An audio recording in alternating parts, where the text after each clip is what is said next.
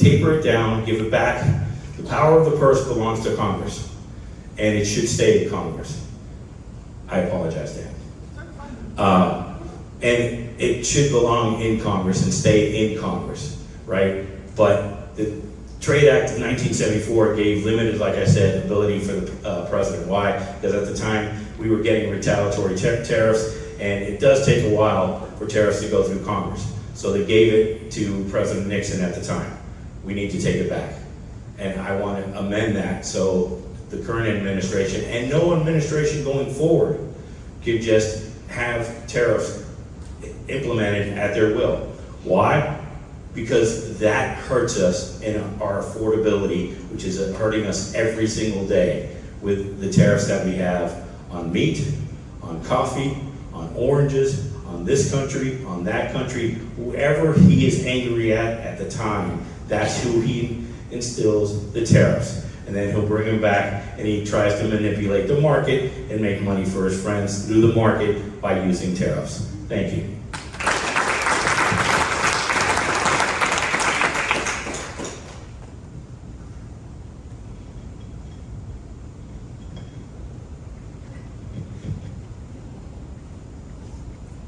Ready.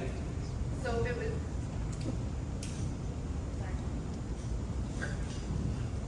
Okay, so if it's any bill, and it would definitely for sure pass, it would definitely be healthcare.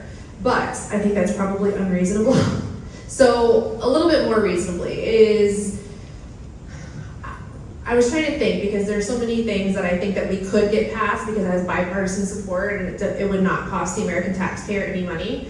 But I think that what we definitely need right now is some kind of accountability legislation. And my idea, and I don't have the resources to do it now, but once you're in Congress and you have the staff and you have the resources, I believe that we should be getting together a team, and I don't know why it hasn't already been done, of constitutional law experts, of policy experts. And we should be seeing, we already know, like I said before, where some of these soft spots are, where the holes are, where it's already been tested. But we also need to see where the administration or where a president, an executive can have overreach, because we've already seen things go too far, and unfortunately, I don't think it could stop here, even if it's not this precedent.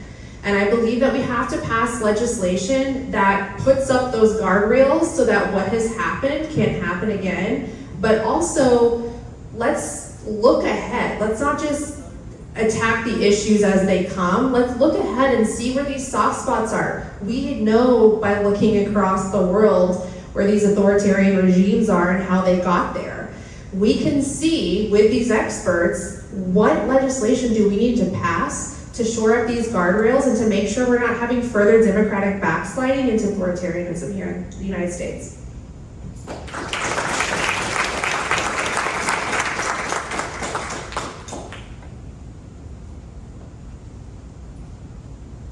This was such a good question, by the way. Thank you, Jocelyn.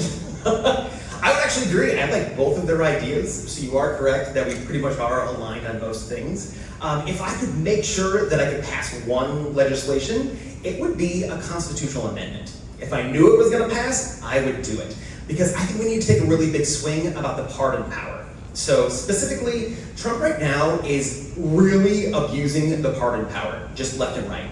He's already pardoned everyone from that was attacking the Capitol, right, on January 4th. They are sick. I knew I was going to get it wrong. As soon as I said it, I was like, but yeah, January 6th. The other thing is the things that he's pardoning now is he's pardoning people with crimes that have a financial backing to it, right? And what happens is when he pardons them, it eliminates all of those financial debts. So he's already cost America $2 billion just with the pardon power. And right now, it is plenary, which means we can't stop it. There's literally no way to stop it, and it's actually never been tried. So what we need to do is put some guardrails around that. And I have a couple different ideas for it, but mostly I think we should have it where it can be vetoed by either the Senate with a majority vote, or maybe run it through the Department of Justice. But the problem right now is the Department of Justice isn't really working, and so that's not gonna work either, right? So I do think we need some sort of guardrails around it and put something, or just get rid of it totally, right? And it's not even Trump that's doing it. Like, a lot of presidents have actually abused it as well across the board. And so I just think we either don't need it or guardrails for it. Thank you for the question. soon as it's four, I was like, that's not right. Okay, all the people that are seated on the outside, please remove yourself and go somewhere else, please. And I'm calling up the next 8 people. Bill Tigg. Bill. Bill Tigg. Preston C. You're in this seat. You want Colleen L. No. We have rules. No. Oh, jeez.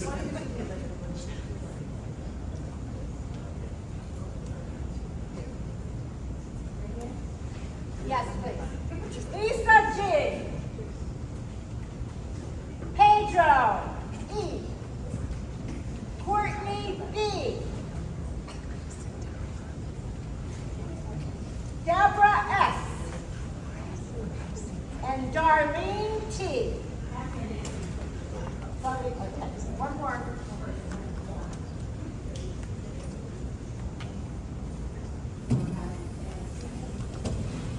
Steve P. Lassie.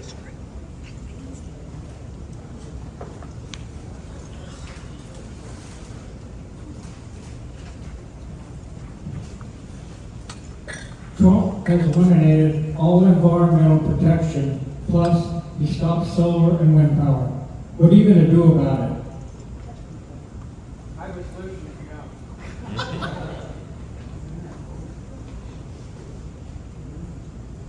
Yeah, I mean, I think we've addressed it just a little bit, but we have to bring back that legislation. I do think that Trump has taken things, well, not in just this round, but taken things too far. But we have to be able, as a separate, co-equal branch of the government, and unfortunately right now we have a legislature that is doing the will of the president. So they're not going to do anything with the Republicans in power that goes against him. So I believe that we have to first win back the House, win back the Senate, but we need to go back and we need to pass legislation, but I think we need to take it steps further. We have not yet gone far enough, but as we're seeing now, we're too dependent on fossil fuels, we're too dependent on the worldwide consumption of oil, and it's causing wars, it's causing conflict. So I do believe that we, like I said before, we have to be able to take these steps to address the climate crisis and address the energy crisis. I believe here in Florida we've had 8 to 9% energy increases. So it's not only costing us as taxpayers, as consumers, but it's also just creating a worse crisis for us as far as the climate goes.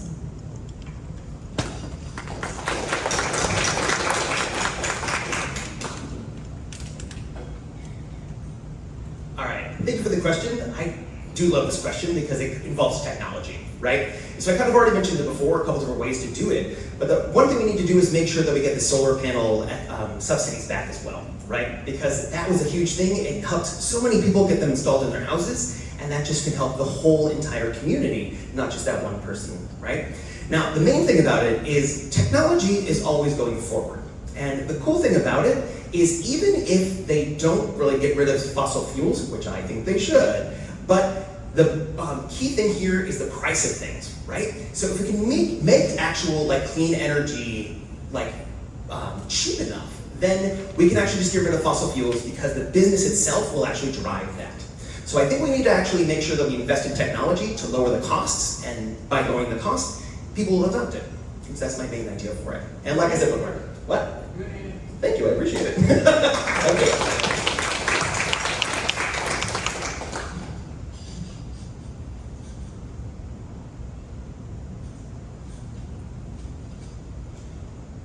Thank you for that question. I'm going to go a whole different route. You want to fix the problems with the current president? Get Congress to be Democrats. get Senate, to get Democrats, and impeach them. That's the fastest way to fix all that. The man needs to be impeached. He has committed crimes and misdemeanors against the people of the United States of America. That's the way I would like to do it. But we will always have fossil fuel. We're not going to get rid of it 100% in my lifetime, right? I don't think we're going to get rid of it in their lifetime either. But maybe their kids, right? We can wean off of it. And we have to look at other countries. We are not number one in science and technology as we once were. There are other countries that are doing it. Uruguay had one day, I think it was in January, that they didn't use any fossil fuel at all for an entire day. Spain has gone hours without using fossil fuel. Iceland doesn't rely on fossil fuel at all. They're a little bit unique because they have thermal, right? But we have to come across with other ideas, including wind, including solar. But there's other ideas out there that are just waiting. And electric cars, as much as people go up and down on them and everything, that helps in not producing emissions through cars. So we have to come up with better ideas and better solutions than we have and open it up to people and scientists, right? Scientists now, it seems like it's a dirty word, but they got us around the moon again. So I trust in science.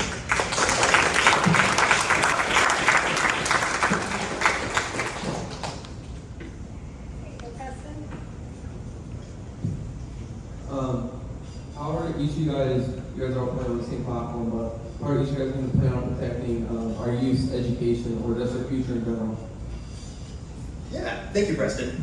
So education is a big thing of my platform as well. Being a college professor is humongous to me. And like I said before, my sister is a teacher as well, and her husband is also a principal. So the thing that we need to do is we need to start figuring out what needs to be changed in education. And one of my ideas for it is to help make teachers feel more empowered.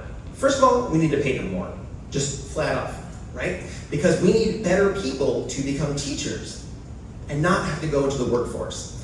Currently, right now, if I went into the workforce, instead of actually doing a college professor, I could easily make 2 times the amount of money, right? But I love what I do because I can see the change that it makes in people, and so that's why I do it.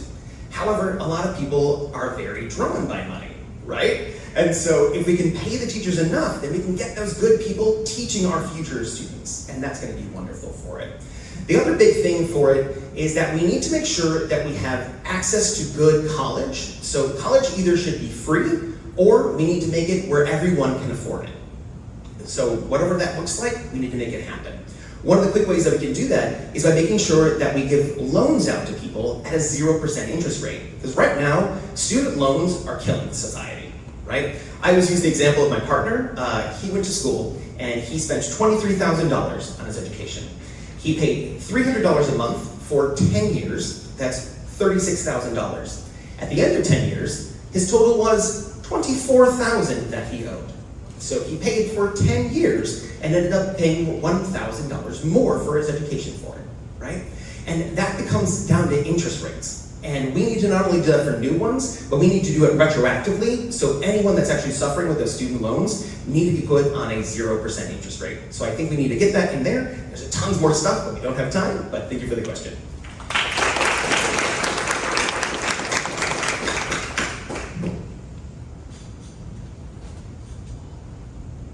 Thank you for the question, Preston.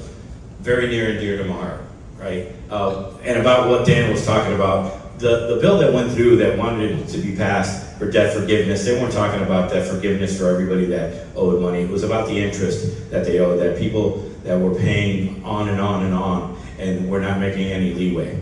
But the key to education is literacy, literacy, literacy. If we don't improve the literacy rate in this country, we're in for a rude awakening in about 10 years, right? Right now, only 72% of this country reads at a 5th grade level. And if you take it up to 6th grade, it's at about 62%, right?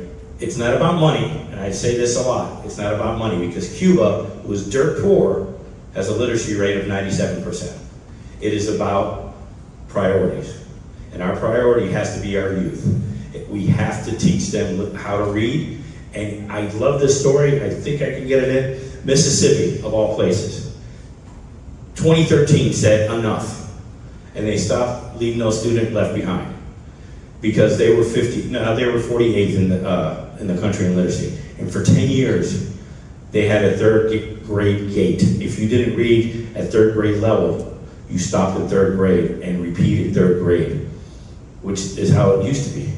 And then when that happened, 10 years later, now they're in the top 7 for literacy in 10 years. And you know what happened in 2025? There were some seats that flipped in Mississippi from red to blue. And I'm telling you right now, it's because they're literate now in Mississippi, and watch them. They're going to continue to flip because literacy is a cure for all for everything. Thank you.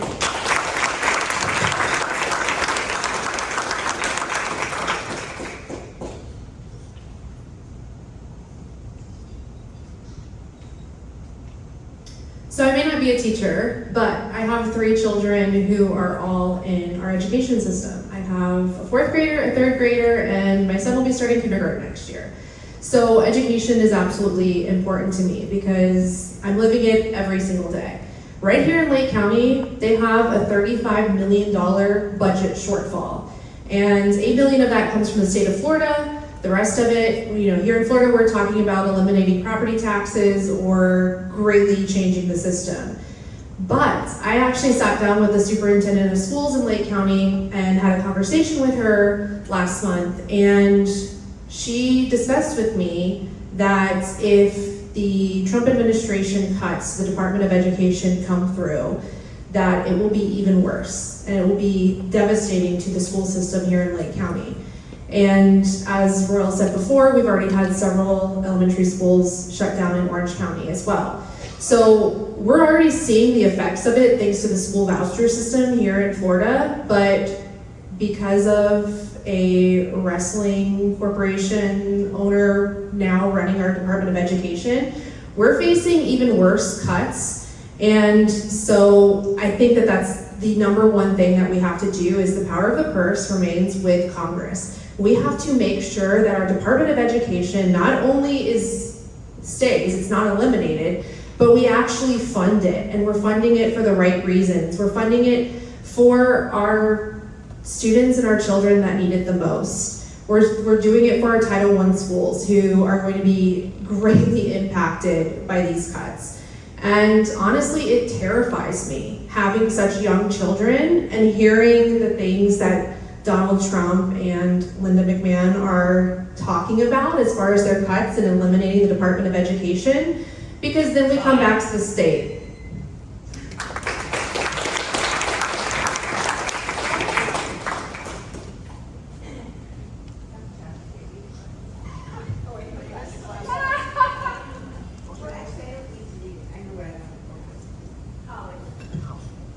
Okay, so my question is, have any of you heard of the patrioticmillionaires.org group? You have, okay. So, Jocelyn, where you are, that's the bill that you should pass first. There's a bill now.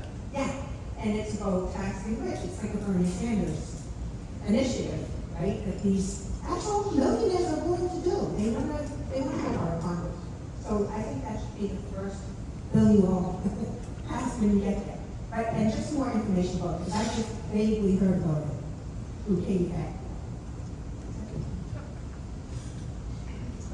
I'm sorry, was there a question?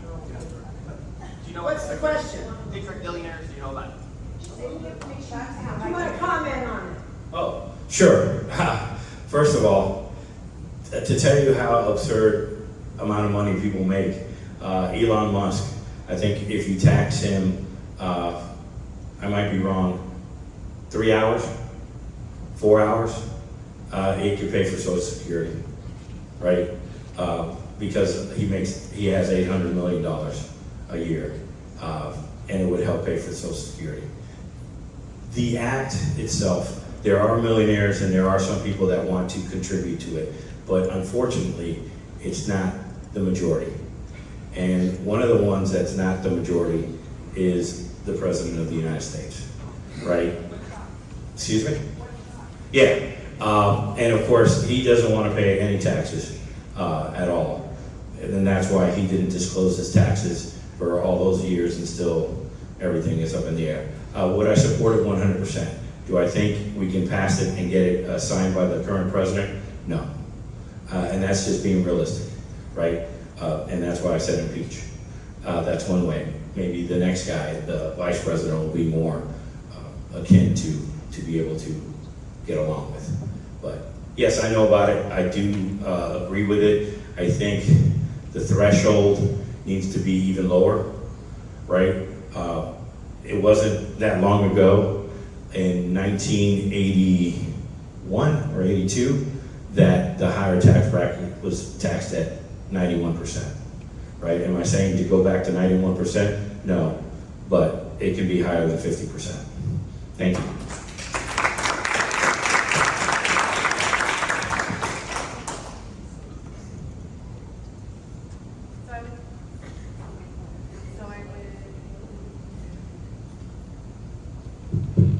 It's just really delayed, I guess.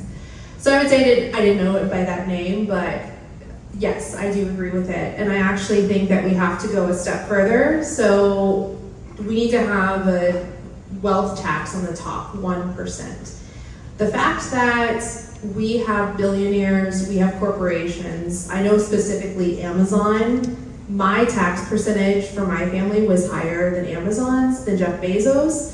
So we have where billionaires can write off their private jets, but my small family business can't write off the full cost of gasoline to drive a truck around to mow lawns every day. And we go through a lot of gasoline. It's our number 2 cost. So when we're talking about the things that billionaires can write off, compared to what small businesses and families can write off, it's absurd. We should not, as individuals, be paying a higher percentage than the largest corporations in the world and the richest people in the world. And the fact is that we have a president who is a billionaire, who has only grown richer and enriched himself while in office. And unfortunately, every corporation, well, most of them, and billionaires have capitulated to him because they're getting the tax breaks now. So instead of actually taxing them at a fair rate, they're actually getting breaks from this administration. And a reminder, that is controlled by Congress. We have to take back that power and not allow us as people, as regular people, to be taken advantage of while the wealthy only get wealthier off the backs of their workers.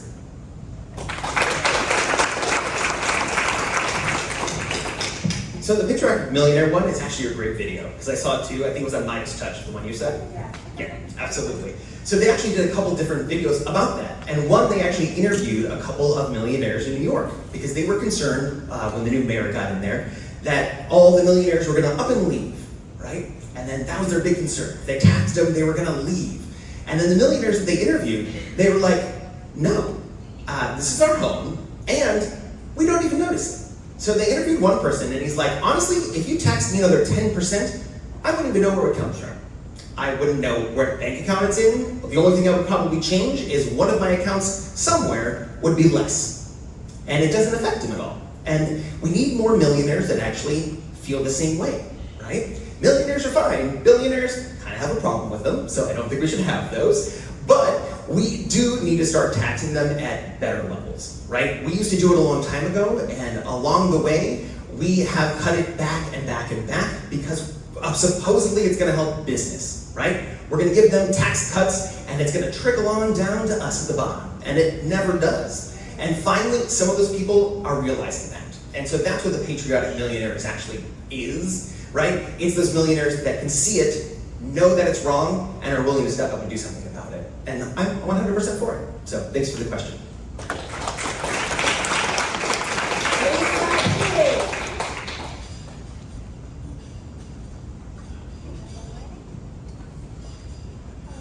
guys will be I wanted to address the Supreme Court, and in light of the corruption that exists in the judicial branch, I wanted to see what each of your plans would be to enforce ethics and impeach those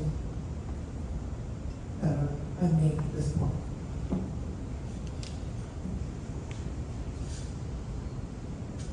Yeah, that's actually something that I believe in, and that it's kind of part of my, what I like to call accountability umbrella.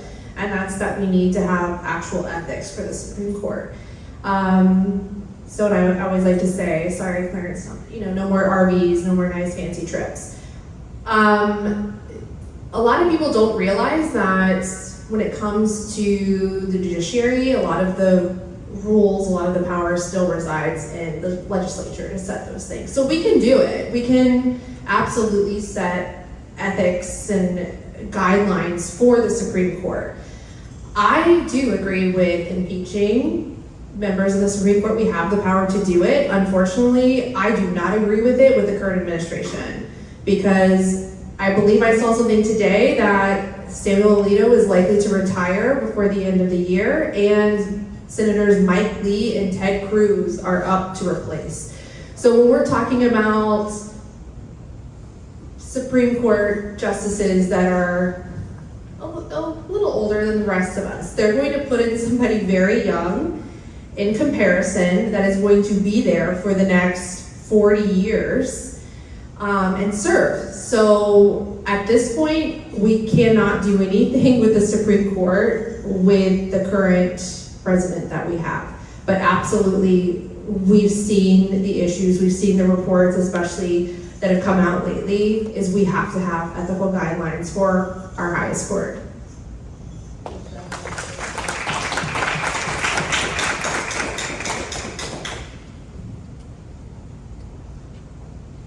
All right, so I think it comes down to a couple different things, right? First, I believe in term limits, not only for Congress, but also for the judicial branch as well, right? The problem is once somebody gets in there, it's impossible to get them out. So we're stuck with them unless we impeach them, which is a whole entire process. So I do believe that we need to work on term limits. I also think we need to expand the Supreme Court to more people. I think it's not big enough right now, and I do think we need some way to track kind of which way they lean, because we need some sort of center bias or something like that. Because we can't just have everybody right or left. We need an equal number so that everyone feels heard, right? Because the bigger thing is, the reason the judicial branch works is one word, and it is trust, right? If we believe that they're doing right, and we believe that they're just, then that's gonna work, right? Once they start losing the public's trust, and they start making judgments that we don't agree with, then that trust starts to erode. And that's going to be the downfall of the Justice Department if we don't make them get that trust back.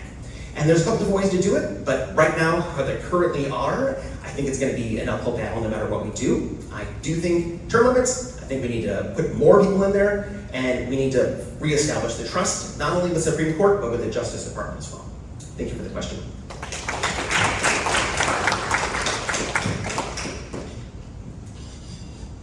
Thank you for the question. I agree with both of them, but here's something even a little bit more. Term limits not only for SCOTUS, but also for Congress, right? And you have to have a grandfather clause in it, because you're not gonna have people vote to limit their own time, right? So we can set forward a time limit that's starting anyone elected, I'm willing to say in 2026. That they could start a term limit then, anybody elected. But even if you do that and you grandfather everybody in, one of our great representatives, Maxwell Frost in District 10, is young. He could stay in Congress for another 40, 50 years. And I love the guy, I think he's phenomenal. But we need term limits, and it's gotta be grandfathered in. And with the Supreme Court, right, and the same thing with Congress, you don't have to pass an amendment to uncap it. What do I mean by uncap? Take the 435 out of Congress and increase it to about 510. Why? Because on top of everything else, there's no way that one vote in Wyoming is equal to one vote in California, because it's different numbers. So if we get it at 650,000 for one representative, it gets it to about, per state, it gets it to about 510 congressmen, right? And we don't need to pass an amendment for that. They've done it before. In 1929 was the last time it was adjusted. I think it's time, after 97 years, to uncap it. And we can uncap SCOTUS too. It's not always been 9 Supreme Court justices. It's varied up and down. If you look at history, presidents have done it. Will this guy? I hope this guy doesn't, because I know who's going in. But if we get in office, he won't be able to get them through, right? So there are solutions to keeping them accountable.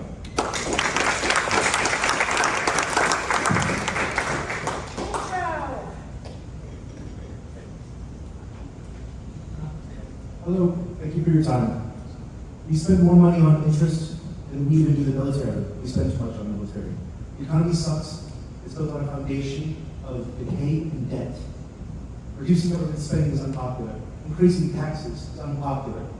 How can we know that you are willing to make the unpopular, difficult decisions and convince your constituents to make those decisions as well? Sure. Thanks, Pedro, for that question. Budgetary is the main, basically, thing that Congress is there for, to pass the budget, to make sure that it makes sense. And up until this point, it's been out of control. We're spending tons more than we can bring in, no matter what we do. And we're spending it on things that I don't necessarily agree with, and mostly the military. I think we need to start cutting back on the military, and I think we need to start investing that money into paying down our interest. That's one of the main things. I forgot the numbers, but I think it's like $1 trillion we're getting it every single year. Is that the right one? Yeah, I think it is. And it just continues to grow. And we're just like the student debt kind of thing, where it just starts to spiral, and there's going to be no way to get out of it.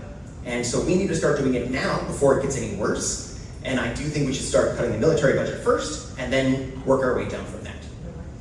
Yep. Oh, well, ICE doesn't deserve anything. So thank you for the question, Victor. I appreciate it.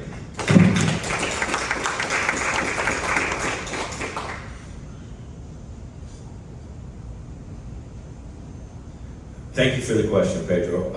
As a veteran, I love the military, but they don't need all that money, because it doesn't go to the people. It doesn't go to the VA. It doesn't go to the soldiers that are out there, the airmen, the seamen, the Marines. It doesn't go to them. It goes to weapons. And then we sell them, right, and make profit off that. Eisenhower, of all people, President Eisenhower warned us not to become reliant on a war machine, on a product that all we do is sell